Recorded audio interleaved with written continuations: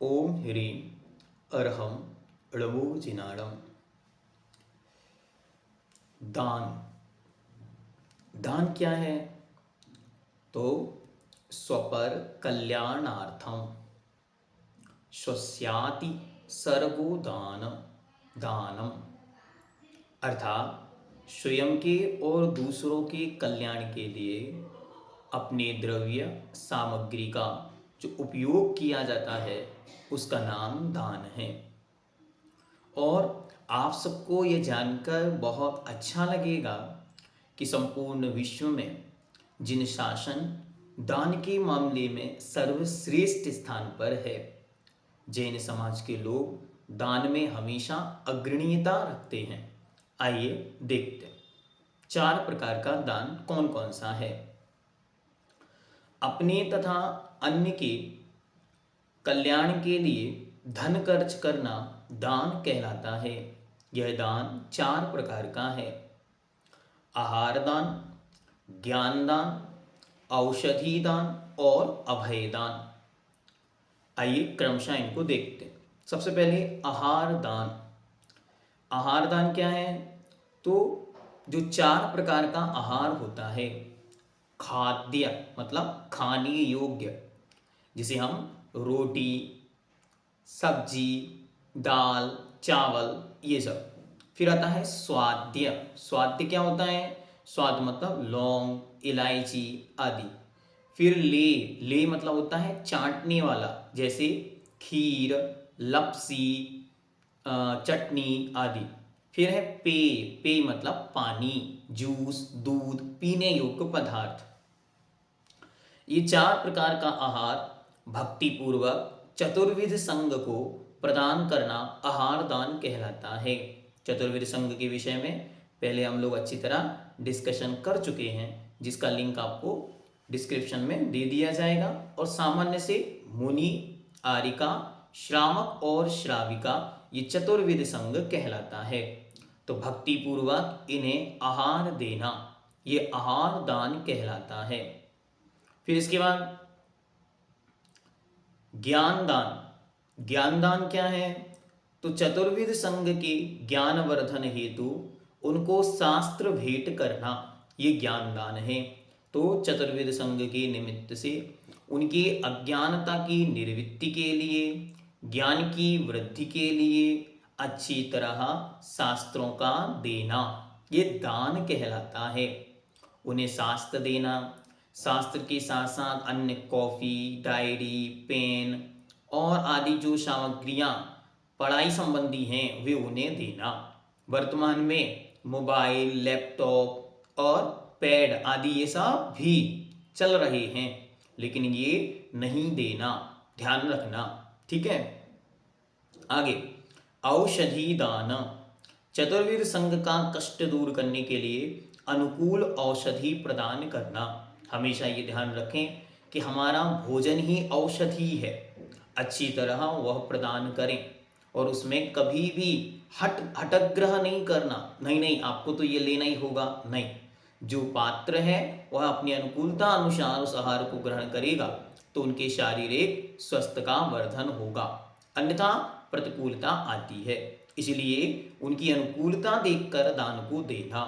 फिर उनके शरीर का अच्छी तरह चेकअप, टेस्ट कराकर जो भी चीज़ अनुकूल उनको लगती है वैसा उन्हें आहार देना।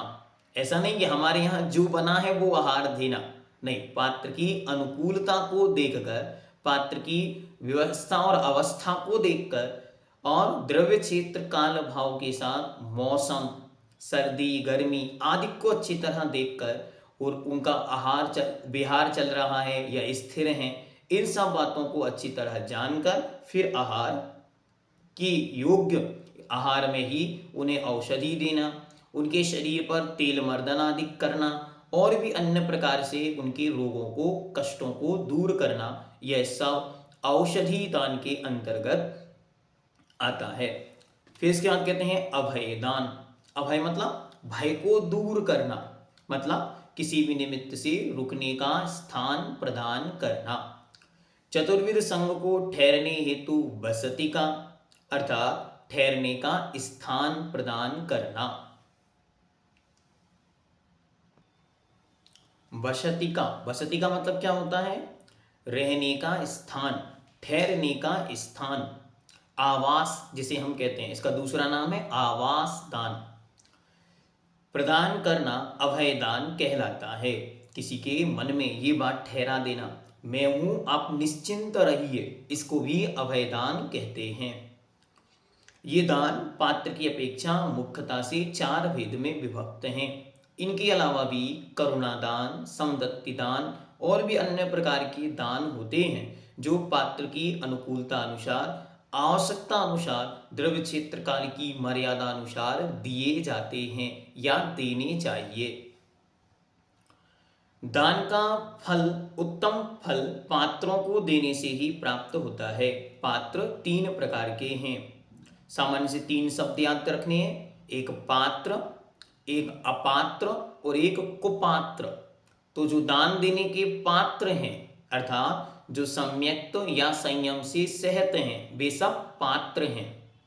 जो सम्यक्त से, संयम से रहत हैं, जिनमें वो पाए ही नहीं जाते, वे कहलाते हैं अपात्र।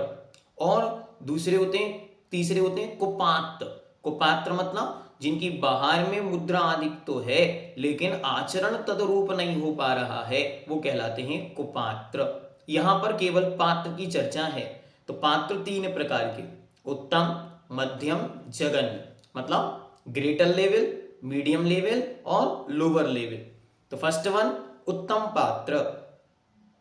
रत्नात्रय अर्थात सम्यक दर्शन, सम्यक ज्ञान और सम्यक चारित्र से युक्त सहत आचार्य, उपाध्याय और साधु निर्ग्रंथ दिगंबर मुनि, ये उत्तम पात्र के अंतर्गत आते हैं। इन्हें भक्ति पूर्वक, कितनी भक्ति? पूरी, नवदा भक्ति पूर्वक आहार दान देना चाहिए। नवदा भक्ति क्या होती है तो अच्छी तरह आपको पूर्व में इस विषय में बतला दिया गया है, तो उसकी रिकॉर्डिंग भी आपको डिस्क्रिप्शन में उपलब्ध हो जाएगी। फिर इसके बाद कहते हैं मध्यम पात्र।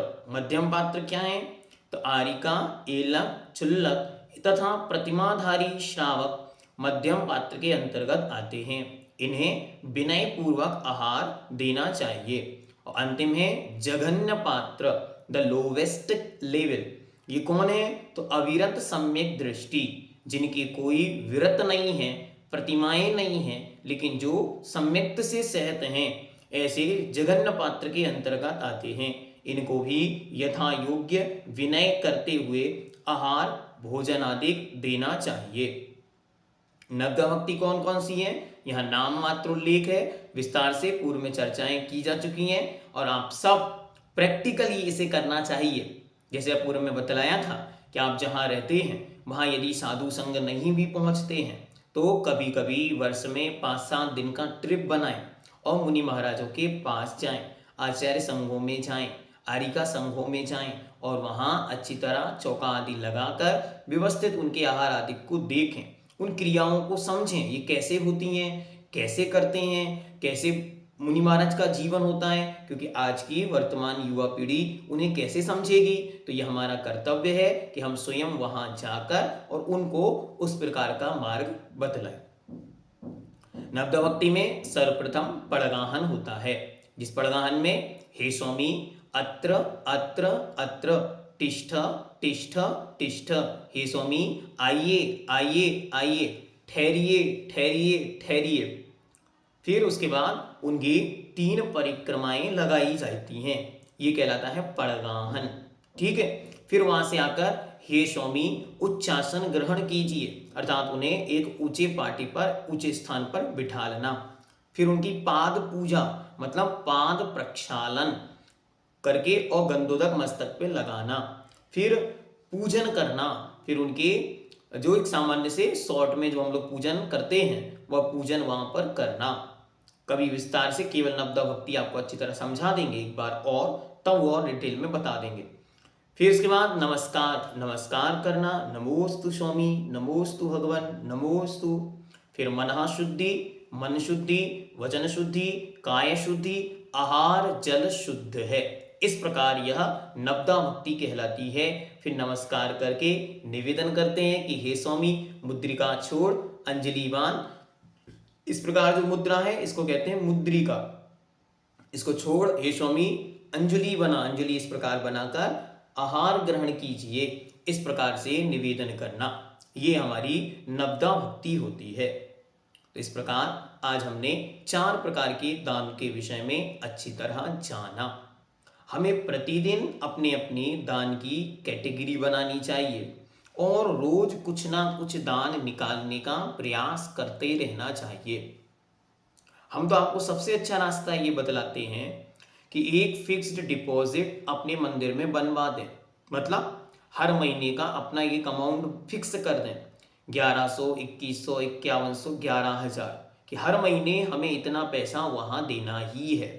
ये एक हमारा दान हो गया। फिर वर्ष भर का दान कुछ एक अमाउंट हम फिक्स कर लें। हर दान में आहार दान का, ज्ञान दान का, औषधि दान का, अभय दान का अलग अलग कैटेगरी डिवाइड करके और उनको भी देते रहें। क्यों? पूज्य श्री हमेशा इस विषय में हम सबको मार्गदर्शन देते हैं कि ये दान दूसरों के लिए ही नहीं है। सबसे ऊपर उसमें लिखा स्वपर अनुग्रहार्थम, ये अपने लिए भी है। तो हमें अपनी व्यवस्था बनानी है, इसलिए दान कंपलसरी है। फिर आगे इंपॉर्टेंट थिंग जो हमें याद रखनी है कि हम अपनी संपत्ति का एक पैसा भी अपने साथ इस लोक से परलोक में नहीं ले जा सकते। इसलिए क्या करना, ये दान एक प्रकार का डिपॉजिट है कि आप निज हाथ दीजिए साथ लीजिए, वरना क्या होगा, खाया खोया बह गया, वह यहीं समाप्त हो जाएगा। इसलिए आपको चाहिए अपनी धन संपत्ति का सदुपयोग करते रहें।